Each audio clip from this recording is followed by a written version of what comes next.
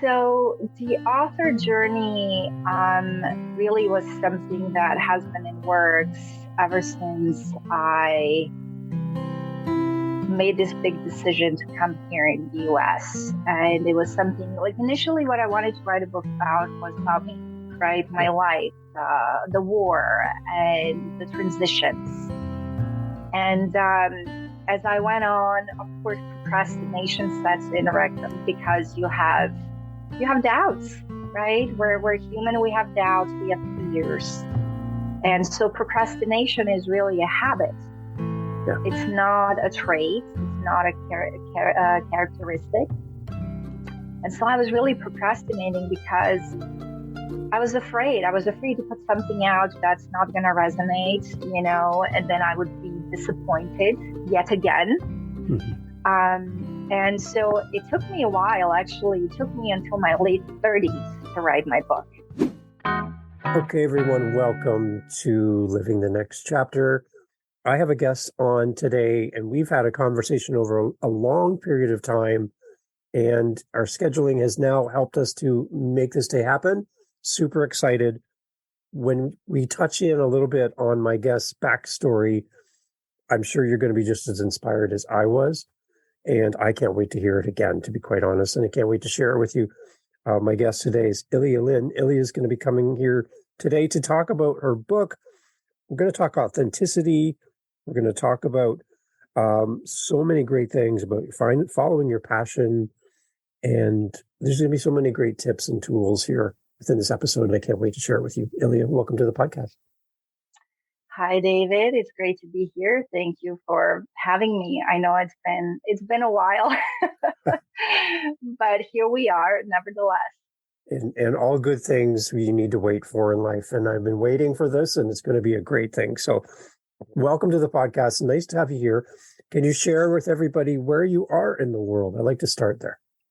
I am living in SoCal. So it's been a bit cold for California, but yeah, it's been just a dream. I came from I came here in '98, and it was interesting because we had an opportunity to come to Canada. We had the opportunity to go to Australia, and then we decided we're like, come on, who would say no to California, right? So as we got here, it was just a dream come true. They say California and Hollywood and Beverly Hills and all of that. And, if you have been here, you might know that it's really not as lavishing or as amazing as everybody portrays it to be. So on TV, it's amazing. But nevertheless, it's a great place to be in. So I made it my home. I live here with my husband and my kids. And I don't think that I could live anywhere else, to be honest with you. Well, you're always welcome here in Canada. So if you ever want to come for a break, I might actually come up. There you go. So I live close to Niagara Falls, and it's a beautiful place to visit. So yeah. Oh, I bet. That's definitely on my list.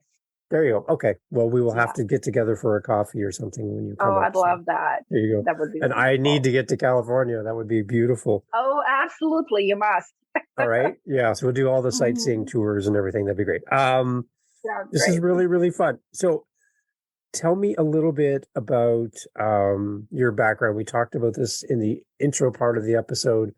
There's a story you shared with me about you and your brother. And I believe you're around 11 and your brother was around 5. And a very difficult decision was put before a very young girl at the time. And you had to make a choice. And that choice shaped your future. And I can't imagine, I'm kind of getting into your story for you, but I can't imagine at 11 years old being put into a situation where I had to make a choice like you had to. So can we kind of go back there a little bit? Because that story, so inspirational for me. I think about it quite often, to be honest. And it's just something that I'd love to share with the people listening today. So can you take us back there? Definitely. So give me just a second. So I grew up pretty independent child. When I was 6, I used to get on a bus to go to school. And back then, times were different. And so I learned to be self sufficient very early on. But, as every child, I like to play, I like to have friends. I didn't have to want to think about these things. However, I grew up in a little country in near Italy called former Yugoslavia. And so in 91, my country was struck by war. And what happened then was that I was separated from my mom and dad. So I lived in a little town with my grandma, and I did not know if they were alive because they were in a different city. They just came one day, dropped us off, and they went back to take care of something, and then everything was closed. There were no phones. We had no idea if they've survived. We have seen things on TV, the bombings, the grenades. Right now, looking at what's happening in Ukraine brings up so many emotions. And when you see it on TV, it just seems so surreal. And knowing that you have someone in the midst of it all is just so nerve wracking. And as a child, you rely on your parents, right? And so I was sitting there watching things on TV, and just thinking to myself, oh my gosh, I wish I could reach out to them. I wish there was a way for me to get through to them. And so that went on for about a year. I did not know if they were alive. And then one day, a man walks through the door with a letter that appeared to be written by my mom. And as I'm reading it, I find out that he's there to take us out of the country to meet my aunt. So my aunt traveled to Croatia to pick us up, but she could not get in because of the war. And so we were in this predicament, like, okay, who is this guy? I don't know him. He's a stranger. He claims that he's from the UN, and as I was reading that letter, I remember sitting on the stairs, and in the letter, my mom said, okay, he's here to take you and your brother. So, pack up and go. And so I'm sitting here, not knowing who he is, not knowing where he's going to take me, what's going to happen on the way there because everything is occupied, which means that we would have to travel through the enemy lines. And so sitting there on those stairs, looking at that letter, I had to decide in 10 minutes whether or not I'm going to go with him and whether my brother is going to come with me. And so my grandma came to me and she's like, are you sure this is from your mom? You sure this? I'm like, I know my mom's, I know it is. Yeah. This is how she writes. This is, this is her. So I knew that she was alive. So that was exciting, but it was so nerve wracking having to make that decision. And literally within 15 minutes, I've decided, I'm like, okay, she wants me to go. She trusted me enough to make that decision on my own. Mm-hmm. So I owe it to her to at least try. And so I packed up whatever little things I had there, and we were in that Jeep within 15 minutes going, I don't know where. Okay, I had no idea where I was going. I just trusted that this man knew what he was doing and that he was not going to put us in any harm. And so we just set off, and we were going across the mountains, through the valleys. It was really dark. Like I couldn't see a lot. I could hear the noise from the grenades and the rifles and all of these things. And as we got halfway through of what he said was halfway through, we ended up going to, it was sort of a station where they had the tanks. And so I believe the area that we were supposed to enter next was pretty risky. So he thought that he needed to have backup. So we were in the middle. There was a tank behind us and tank in front of us as we moved across that path.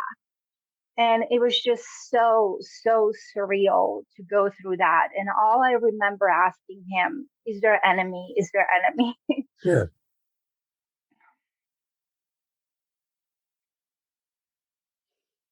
Sorry, I get so emotional. Yeah.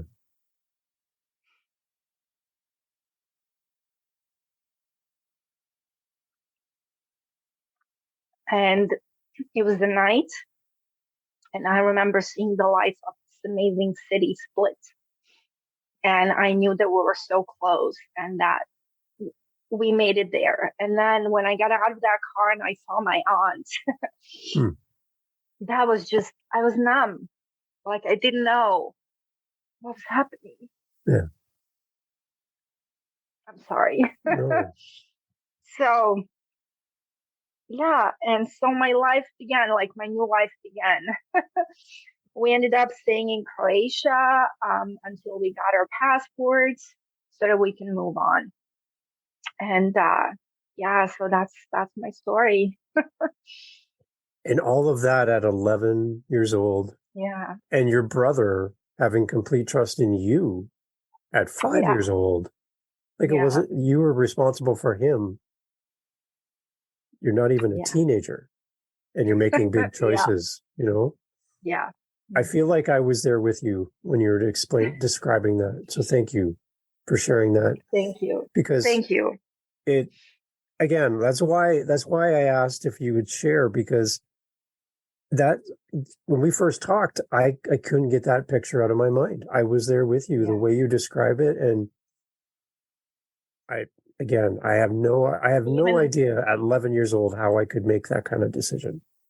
Even 2 decades later, I mean, I get so emotional. Just, I don't share this with a lot people. But you and I have this special bond, it seems, ever since we talked. And so I felt inclined to share that with you and the audience.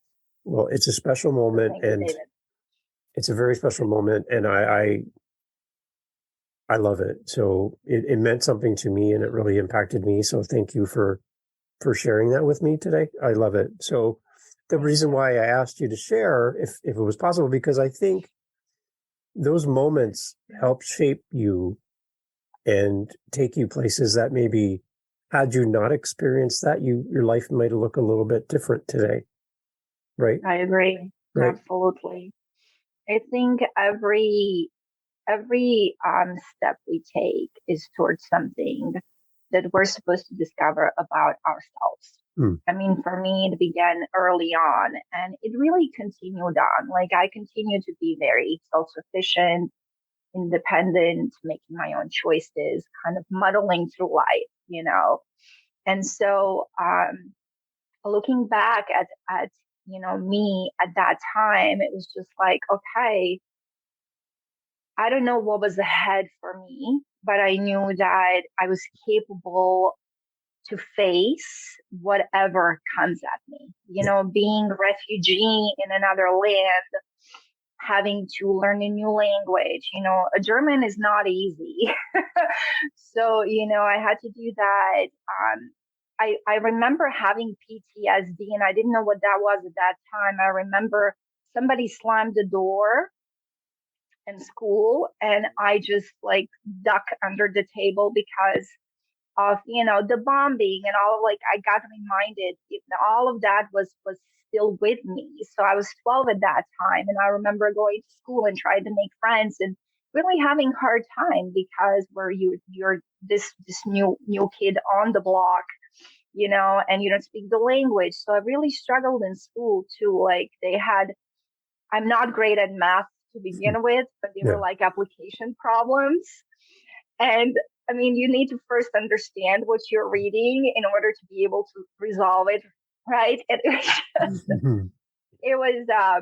it was difficult for me, and I just felt so out of place. But then I always remembered at that big decision that I had to make that really helped me in this belief and this hope that I can overcome Yeah. anything.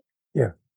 So you get to be really resilient early on. And I had to be resilient to be able to survive, you know. And it just continued on when I became an adult and came to the US.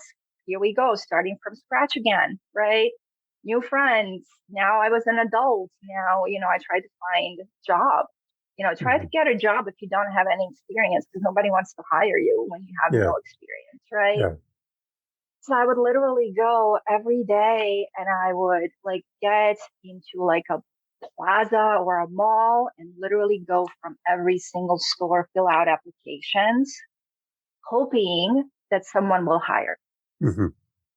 And, and again, I would just go back to it's like, okay, you survived that, you survived that, you survived that, you can do this too. Hmm. Yeah. It really is like a building block of Yeah. who you become as a person. And in the moment, it doesn't make sense, all of these things that you're learning. But when you look backwards and look in the mirror, you're like, oh, Yeah, you this can led to only connect this. the dots Right. Yeah. backwards, right? Yeah. Not forward. Exactly. And Yeah. it's amazing how, back then, obviously, I was someone who had a very different mindset. I was just in that survival mode pretty Yeah. much most of my life till I was in my mid 20s. And, as you become an adult, as you grow, more responsibilities for your life. Because for me, I came here with my mom and dad. And so we were here, we were starting over. We didn't have anything. We literally came to the US with 4 suitcases. That was it. We had some family who took us in. It was a 2-bedroom apartment. There were 8 people in it until we finally were able to start working and get a place on our own and to be able to move onward. But it was just a constant, trying to climb to Hmm. get to that point. And I recall, I was working and I think I was working for $6.75. And when I got my very first paycheck, I looked at it and it was like 100 and something after all the taxes. Yeah. Yeah. But I was so proud of it because I made it happen. It's like, yes, it's my first of the many, Yeah. and when you come home and you hand it to your parents, I was so proud of being able to contribute, Nice. and it just went on.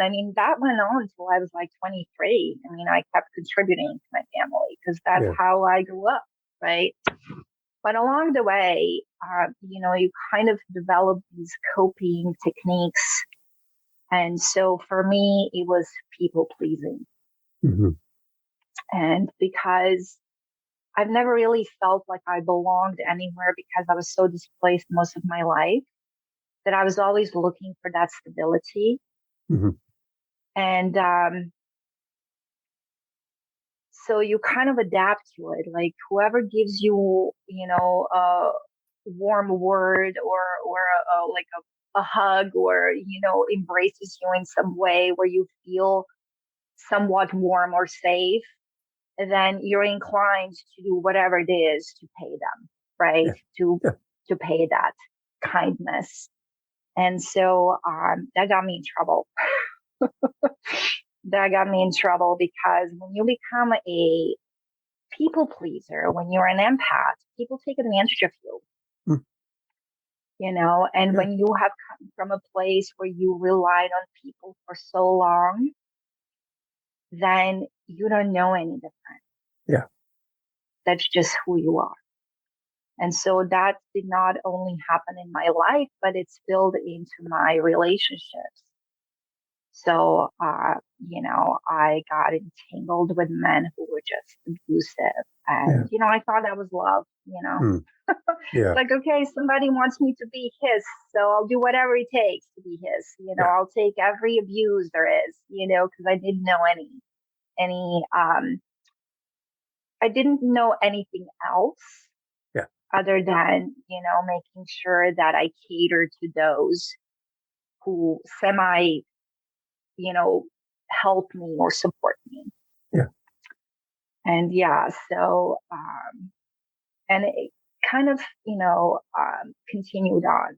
It continued on, and it was just like you give someone your hand and they want like your whole body, Yeah. or Yeah. they say you give someone a finger and they want a whole hand, and it just left me empty. And I think a lot of us can relate to that, because when you give someone so much of yourself, there's nothing left for you. Yeah. And especially when you have a big heart and you wear it on the sleeve and you want everybody to be happy around you, Mm-hmm. because that makes you happy selfishly, it fills you up. Yeah. Then people just label you as someone that they can use and abuse and, take. Take advantage of. Yeah, exactly. Really, Right. really. And realizing that, and getting to that empty cup, in a sense, can really bring you down into a very dark, dark place. Yeah. Yeah. So when I was 22, I was depressed. I didn't know I was depressed, but I felt really like I had this need to end it. I had this need, like, okay, what else is left of me to give? And why is it that I cannot be happy?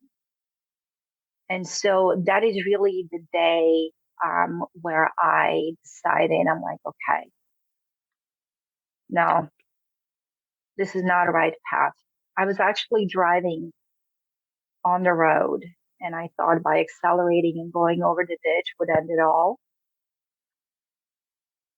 And something happened. You know those bumps on the freeway that they Mm-hmm. have, like something woke me up, and I stopped. I pulled over and I was crying, thinking, okay, so maybe this is a sign. Because I believe in signs, I believe in the whole universal aspect of things. And so I'm like, okay, maybe it's not my time to go yet. Mm. Because I really didn't have anything to show for it. I was working. I was going to school. I wanted to make something of myself, but I was in such a dark place that I really didn't see it. I just knew that I didn't want to move on and go on as I was. Mm-hmm. And so that morning is when I made a decision. I'm like, okay, I am here for a bigger purpose. I know that this is not the end. This is just a wake up call, in a sense. And so what I did is I signed up to study psychology, to understand what is going on, why am I the way I am, and why is it that people are taking advantage of me? Because as I looked back at my life, every single person that was a part of my life was either toxic or abusive or just, manipulative. And I'm like, but wait a minute, what's the common denominator here? And so I discovered it was me. Mm.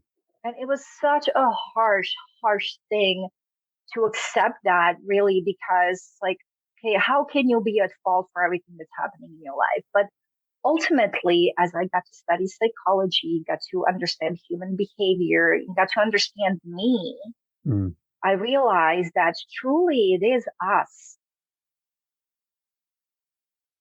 It is how we look at life that determines everything around us.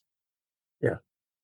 So I could have stayed in that dark place, right? I could have just said, okay, I'm a victim here.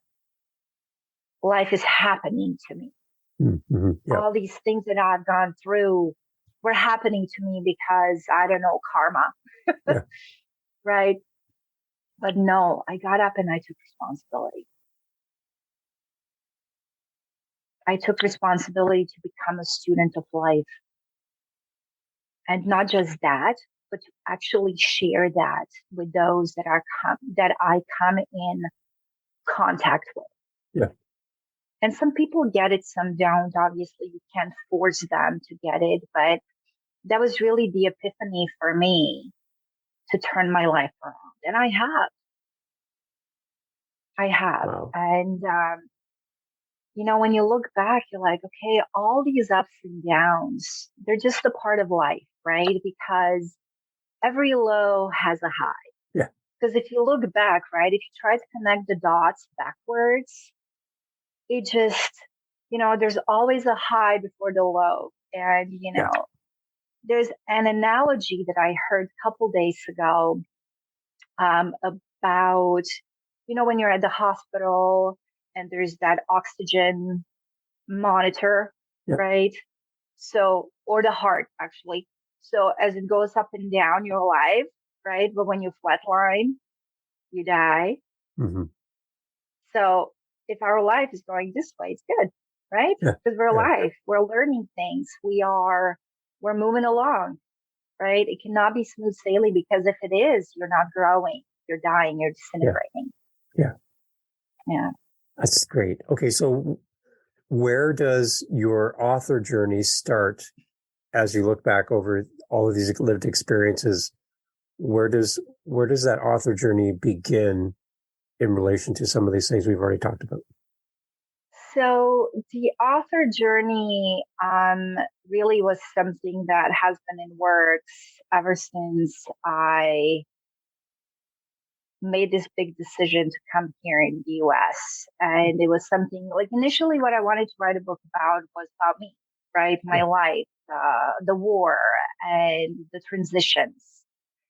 And as I went on, of course, procrastination sets in because you have doubts, right? We're human, we have doubts, we have fears. And so procrastination is really a habit. Yeah. It's not a trait, it's not a characteristic. And so I was really procrastinating because I was afraid. I was afraid to put something out that's not going to resonate, and then I would be disappointed yet again. Mm-hmm. And so it took me a while, actually. It took me until my late 30s to write my book. But it did not come out as my story as I kind of initially saw it, because along my way, I met my coach. And so she and I kind of explored it. And she said, okay, but in your life, there's a lesson. Mm-hmm. So how about you write about that lesson and how to help others and not just your story, right? Because your story is great to hear and great to read, but how is it going to add value to people in a real sense? Yep.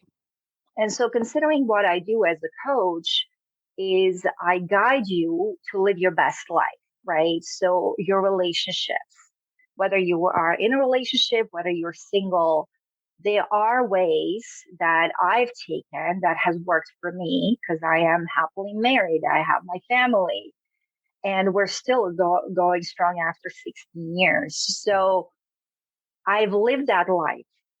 I know what it meant. And I brought that aspect into my book as well. So it's not just really me telling the story. It's me telling you exactly the blueprint that I've taken to get me to a place where I'm at. And so she said, if you want to write a book, you want it to be that. And so, since I've already had I've already written stuff just across the last 10, 10 years. It was easy for me because I'm like, okay, so this didn't work. What didn't work, we're going to leave out. What worked, we're going to put into the book. And then we went into the whole structuring, formatting and everything. And it was interesting when I had the manuscript initially, I called her up and I told her, I'm like, I'm done. And she was so proud of me. She's like, I cannot believe, you actually did it. No, actually, she said, I do believe that you could do it, but that you did it so quickly. That was just such a surprise. Mhm. And so the book that I wrote is really a 12-step blueprint on how you can self-accept yourself, self-accept, how you can self-discover, because authenticity Yeah. is the key to everything, right? Mhm. Most of us go through life um, masking it up Yeah. because we feel like we need to prove something to someone else, that we need to shield ourselves from being judged, criticized, that we need to be someone else to be worthy or to be of value. And so as I was kind of, masking things up through most of my life, that was the epiphany that I had when I initially began this work was, what am I so ashamed of? Like, why am I so afraid to show the world who I truly am? And so 5 years ago, I decided to strip it all down. I decided, because I was in a corporate position that was extremely toxic, and I invested 20 years in that job. I grew from, like basically entry level all the way, Mhm. to have my own team. So I had 4 teams, and it's gotten so toxic that I didn't see the way out. And so I felt that the darkness started creeping in, but now I was a mom. Now I had a mortgage. Yeah. I have a husband, I have kids, right? Yeah. And so for me, it's like, okay, no, there has to be something else. It's kind of interesting that when you when you look at your life, you go through these phases, right? And there's always that pivot. So for me, that pivot was 5 years ago. And that was really when I decided, I'm like, okay, yes, I've invested 20 years in this, but do I want to live another 20 being miserable? Hmm. No, Yeah. no. So I came home and I told my husband, I said, I'm really unhappy where I'm at. I mean, it's been a while since I wrote up anything, a resume, let Yeah. alone anything else, right? Like no skills and such. And so he looked at me and he said, "Look, I'm here for you, whatever it is. If you need me to take another job, I can." No, like I knew I had that support. And David, that is really what helped me get through, knowing that I had that support from my husband. Yeah. Because most of my life I was on a very shaky ground. I was always dependent on other people, right? And I never really felt that sense of warmth, that sense of security. And so when he told me that, I felt invincible. Hmm. Like, okay, let's go. Right. So I brushed up my resume. I hired someone because I thought that I was going to go on and do something else. And then I spoke with my coach and she said, look, you studied psychology, but because life just, stepped in and you couldn't finish, you couldn't become a counselor. Why don't you become a coach? And so I went, got my certification as a coach. And because of my experience, I could really relate to my clients on a deep, deep level. Yeah. Yeah. Because if you want a true transformation, you must walk the walk and talk the talk, right? Right. You can't, I mean, like, it felt good for me to know that I had that foundation to be able to guide others, Yeah. to be able to show for, right? Instead of me being a kid out of college trying to teach you about life, Right. Exactly. And so that gave me a sense of peace, really, like, okay, everything is working out as it should be. Nice. Yes, I've invested most of my life into this career, but this is not where I'm meant to be. Now it's my pivoting moment, and now it's my time to be able to do what it is that I love most, and that is to help people, to show them that they can have better lives, to show them that they can be themselves. Yeah. And so as I started stripping it all down, in a sense, so many people kind of fell off because when you are masking things up, you have a lot of fakeness around you, which means you have a lot of people who are not there for the right reasons. Mm-hmm.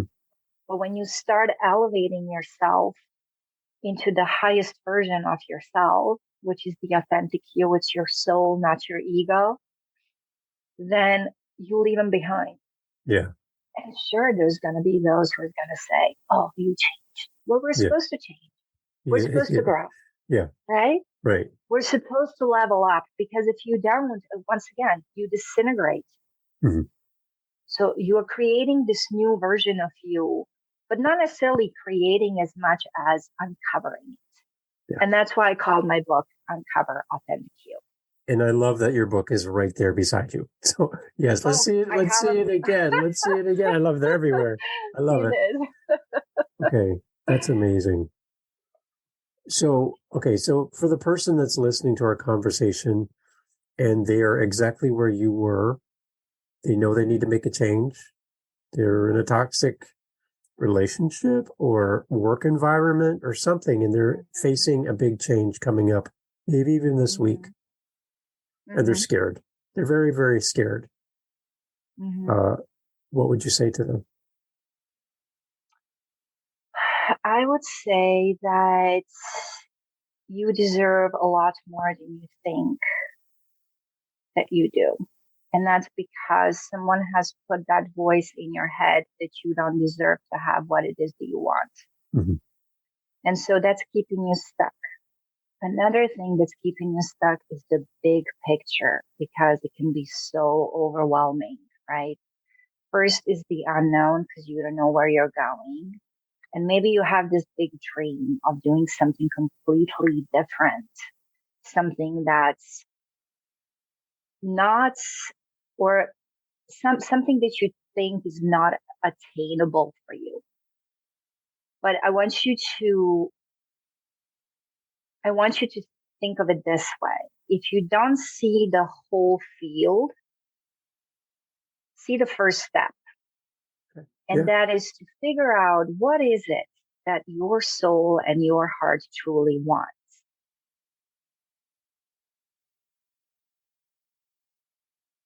From there on out, you're going to take action daily because this is your investment in yourself. Mm-hmm. Right? You may not know where you're going, but maybe you know someone who is doing that thing that you like to do. Get in with them, have coffee with them. Just ask them, hey, when you first started, how did you start? Right? When you first decided to do this, what were the steps? Would you mind, filling me in? Would you mind sharing that with me? Like, how did you get to be where you're at right now? And a lot of times when you ask them to talk about themselves, people love to do that, mm-hmm. right? Like, tell me about your success story. Like, how did you decide to pursue this? Yeah. Right? And then learn from them because many of us have had, coaches, mentors. I've had both. And it has helped me. I didn't know what I was going to do. I had no idea. But my coach said, she's like, you're so good with people. And people come to you like they can trust you and you can get deep with your clients. And that is not very common. Yeah. People are very much surface level advice. Yeah. But you get into the nitty and gritty, the stuff that really is a true transformation. Yeah. And when she gave me that information, she really reassured me of what I already knew within my soul. And so if you know you're meant to do something, but you really don't see a way right now, see the first step. I write about that in my book. And I kind of, say, okay, so these are the things, write it down and take 30 minutes out of your day. So you can have a job, right? But you can still work toward your dream, getting a side gig, getting to know. Because as you expose yourself to these new ideas, more ideas are going to surface. Yeah. What we focus on expands. So if you're focusing on your life, on the negativity, on the toxicity, and believe me, I was there too. Yeah. And I would come home and the energy was so different. My kids were sick all the time when I was in that toxic job. So it's not just me who felt that toxic energy, but it spilled onto my family. I had fights with my husband. I mean, all of that. It's like I could not recognize myself. Wow. And I knew that if I changed that, then everything else would change. And sure enough, the minute I quit that job, the minute I got into this that I love, everything started falling into place. My kids have not seen a doctor in a year after that. Yeah. And before that, I actually ended up in the hospital 3 consecutive months because I was so stressed out. And I knew that if I don't do it, nobody will. Yeah. So if there is a dream that you have, go for it. Because what you are seeking is already seeking you. You just need to find a way to open that opportunity, that window for all of that to come in. And the more you start to focus on things, you're going to realize that you know a lot more than you think, or you have a lot more resources than you think you have. So let's focus in on the word authentic and authenticity. Can you just unpack that word for me? Because I think there's a variety of different interpretations of what that word really means. But for you, in relation to your book, can you give us your definition and your insight into that word? Authenticity for me is really being true to your soul's mission. Okay. Right?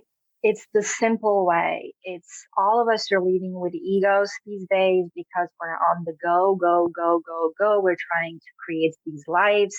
We're competing with each other in this society. There's just a lot of garbage that's coming at us constantly. There's a lot of dog and squirrel effects where it's like, okay, try this, try that. Yep. There's a lot of distractions, like literally, can you sit on the couch and not have your phone in your hand? Right. Yeah. Exactly. When you're authentic, you get to connect with that soul within yourself, that kind person that is seeking to come out and share their truth with the world. It's sort of, it's peeking through, but because all of that garbage is being piled up on, it does not come because you're so distracted by everything else, the news, the phones, chasing this thing that you think is going to make you feel worthy and valuable. And ultimately, how many times have you reached something and not to be happy? Right. Yeah. Right. You had this goal, right? And you're like, oh, I need to get this much amount of money. I need to get this job. I need to get this and that. And then you get there and you're like, is that it? If you find yourself doing that, you're not connecting with your authentic self. You're not connecting with your soul. Yeah. Because when you are present with who you truly are, when you live your truth and you choose that intentionally, because trust me, it's a constant battle to make sure that you do what it is that's aligned with you. Because there's always going to be things that are going to come at you, right? But it's when you stop and you quiet your mind and you connect with your inner truth, with your highest self, as they say. Yeah. Then all that noise is just pushed away. It's quiet down, right? And you're going to see that the more you practice that, the better you get at it, the quicker you can shut it off. Yeah. And as you do that, you're going to create self-trust and self-assurance. And that is going to grow your confidence so that you can pursue whatever it is that your soul is aligned to pursue. What is a few things that eat away at authenticity? things that are the opposite that undermine your authenticity? Is there something that we should be avoiding? Absolutely. Pleasing others, Mm-hmm. right? If or someone tries to judge you and says, well, I can't believe you're doing that, or, I cannot believe you're saying that, or you used to be so different, those things like, okay, thank you. That's just your opinion, Yeah. right? I used to take things to heart so much because, oh, God forbid, I offend someone, Yeah. and right now I'm like, you're entitled to your opinion, my dear, but Yeah. it does not faze me because I know what I want and I know who I am, and again, I had someone who came to me with a business deal. I'm like, thank you for thinking of me. Thank you for inviting me. But no, Hmm. that's not in line with what it is where I'm going. Because there's always there's a devil at every level, right? Yes. So you have to be smart. I love that. You have to be smart. So anything that is not aligned with what it is that you truly feel on the inside is the opposite of authenticity. Okay. Yeah. Yeah. Because it's that squirrel moment. It's chasing things. It's detracting you. It's not helping you It's grow. trying to make quick money, Yeah. these Yeah. scams, these quick things. No, anything worthwhile is going to take time, it's going to take effort, it's going to take investment. But see, the thing is, when you are aligned with what it is that you want to do, it doesn't feel like work anymore. And I'm sure you can attest to that. Don't Yeah. you love what you're doing? Oh, I love because I get to talk to you. I love doing what I Thank do. you, It's great, David. It's so sweet. Yeah, but see, and it doesn't really feel like work, even on those hard days where you have back-to-back recordings. You're just excited to get up, right? Yeah. And do what it is that fuels your soul. Yeah, because I get to help share a message with people who need to hear the message. And if I can be a small part of that, that's it for me, and Yeah, having you on and having you share about authenticity and your story. And, it's when you see a book on a shelf somewhere at a store or online and you look at the author bio and you're like, okay, but when you can hear the author, their heart, when you can connect with them and feel their passion and hear their story about how they got here, when it comes time to make that decision whether to buy a coaching course from that person or purchase their book or support them in any way, you feel like you're already part of their community. And it really helps to kind of build that bridge between know, like, and trust we talk about, right? So I just love having guests on like yourself to share their journey, because now when somebody sees your book, they're like, oh, I need this. I need this book in my life. So what is your big... I'm sorry. I just want to add this because I think it's really important to understand that what you go through in life, it's another person's map. Right. Right. So I used to believe that my story didn't matter because most of my life I was put down for the things that I've said. Like I was criticized. So when you're criticized, you just shut down. You don't say anything. Right. So you needed someone to help you out of that shell. And being that person for my clients, it just gives me so much joy and such a reward just to remind them how amazing they truly are. And that hiding behind these masks is not going to serve them in any way, nor is it going to serve the people that they're going to help. Yeah. Right? Because you sharing your story is going to inspire someone, mm-hmm. is going to lift them up, is going to give them hope. And then those people are going to take that on and teach right? Other right. people. So it's really a chain reaction, sort of a domino effect of that goodness and kindness. And that's really, when you look at it, that's a big picture. Like for me right now is not just helping women, have great relationships and, find partners for life. It is creating homes that are harmonious, that kids get to grow up in, watching parents that are loving to each other, that are leading by example, so that we can challenge the statistics on abuse, domestic violence, narcissism, and all of these things. And so it's not just you finding your lover or, your person. It's a lot bigger than that. And, being a mom myself, I pride myself in that, in helping families create that space where, we have healthy kids who value each other, who respect each other, and above else, respect themselves, right? Because when you respect yourself, then nothing can shake you. Yeah. Nothing can shake you. And you can be proud to be who you truly are.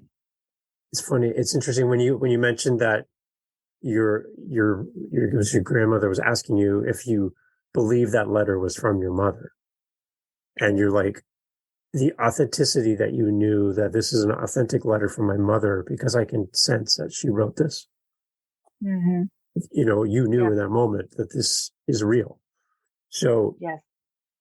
For those that are about to make a big change in their life and make a big decision, if they were to receive a letter from you with instructions on what to do next, like you received when you were 11 from your mother, what would you think is important to include in that letter to somebody about to make a big change from your perspective to encourage them, A, to trust you that this is really you writing the letter to them with authenticity, but B, to take the action to make a change, because that's exactly what your mother did for you at 11. She had all that in that letter, right? So what would you write to somebody today who's on the edge of making a big change? They're on the side of the highway, right? Like you talked about, and they don't know what to do next. You're going to write a letter to them. What would you include in that letter? That's such a good question. Okay, give me a minute just to think about it.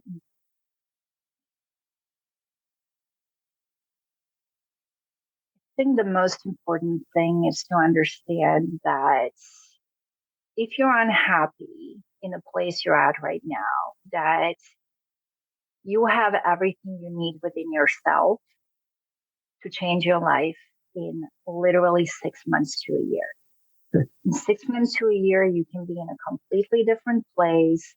You can be in a completely different relationship. You can have a completely different goal.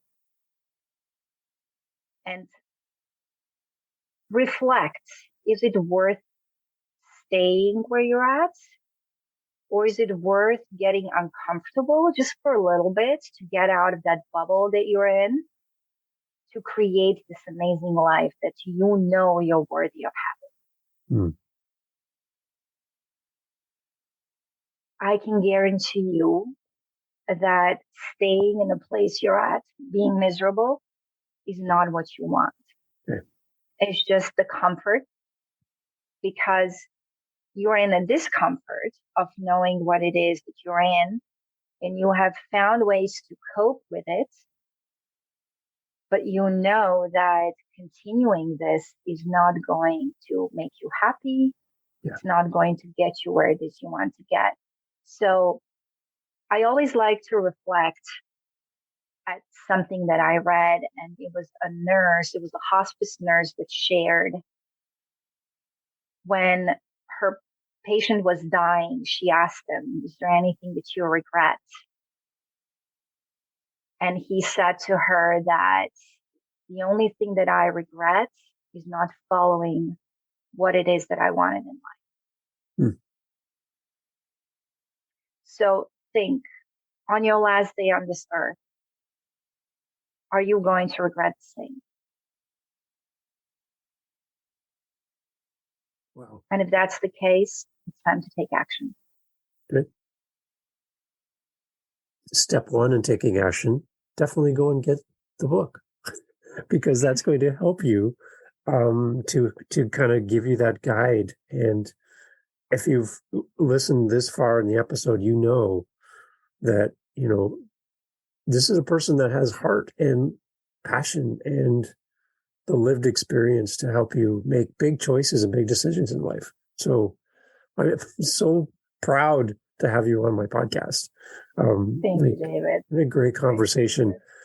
Really, I've been quiet often in this episode because I'm internalizing what you're saying and applying it as we talk. So thank you for being so open today to talk with me. And even though this took us a little while to pull together over, many months, the fact that it happened now is there's probably a reason. Remember, we talked about looking in the rearview mirror? Maybe it wasn't right. It wasn't right at that time, but it's right now. And somebody right now needs to hear the words that we're talking about. So there's a reason to it. I have to believe that. I believe the same. Yeah, absolutely. Thank you for having me. So before I let you go, you have to let everybody know where to get in touch with you to purchase the book. And I believe you talked about maybe something that we can offer to our listeners as well, which is quite kind of you. Absolutely. So the best way to get a hold of me is on Linktree on Facebook. So it's ILLALYNN. Then you can click on that. But I will share a special link for anybody that would like to get a book. So I'm going to go ahead and give you a 15% discount so that you can get it yourself. Wow. And the great part about when you do get a book, you also get a call with me. So nice.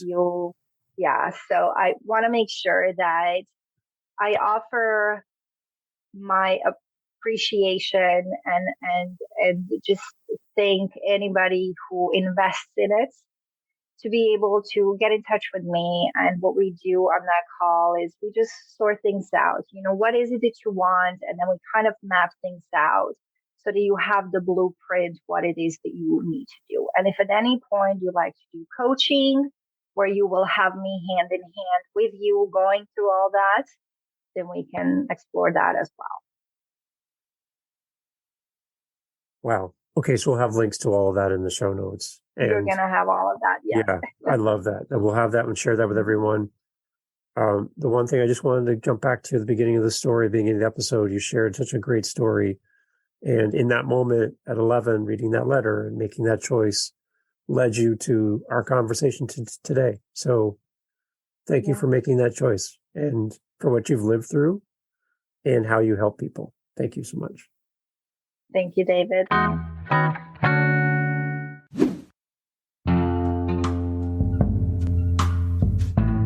Jumping here at the very end, I want to thank you for coming. We have listeners around the world, and I got to tell you, as a podcaster, it is so great to hear back from the people who listen to the show. Now, you are still here. The podcast's over. Like, we're sweeping up and putting the chairs away. You're still here. So, hi. I would love to talk to you.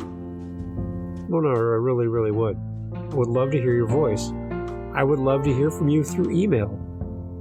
You can do all that at livingthenextchapter.com. I say it fast because I love it. Living the Next Chapter. It's the name of the podcast. .com. How's that for easy? Right? Right. So come on over there and let's have a conversation. You can set up time in my calendar. You can, air quote here, book. Book time in my calendar. Book next chapter. Let's have a conversation. Thanks for being here. See you on the next one. Cheers.